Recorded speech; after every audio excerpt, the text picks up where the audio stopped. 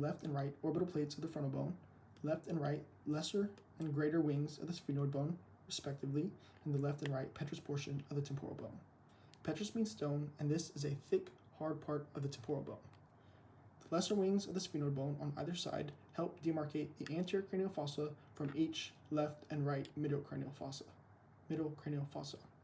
The petrous portion of the temporal bones help to demarcate the middle cranial fossas from the posterior cranial fossa. This is known as the sella turcica of the sphenoid bone, and this specific marking is known as the hypophyseal fossa of sella turcica. The pituitary gland sits here and is covered by the diaphragm sellae dura mater. The venous sinus that is associated with this area is called the cavernous sinus. Here we have the crista gallia of the ethmoid bone, and it is an important attachment site for the falx cerebri, with the other important attachment site being the internal occipital protuberance. On either side of the crista gallia of the ethmoid bone, we have cribriform plates, which are associated and transmit olfactory nerves. The superior sagittal sinus is also associated with the crista gallia of the ethmoid bone, but it is indirectly associated with the internal occipital protuberance.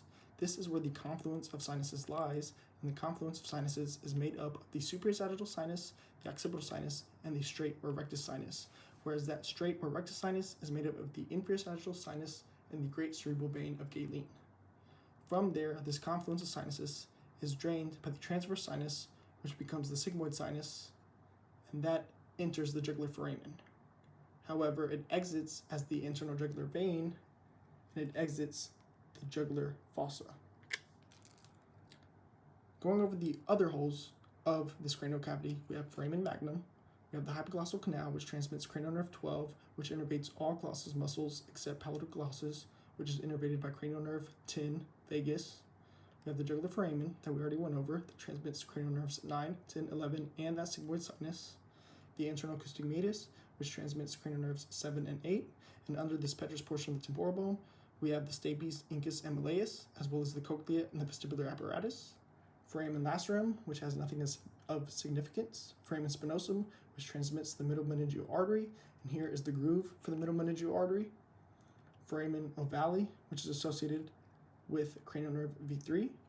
Foramen rotundum, which is associated with cranial nerve V2, and the superior orbital fissure, which is associated with cranial nerves 3, 4, 6, and V1. To follow the acronym JILSORS.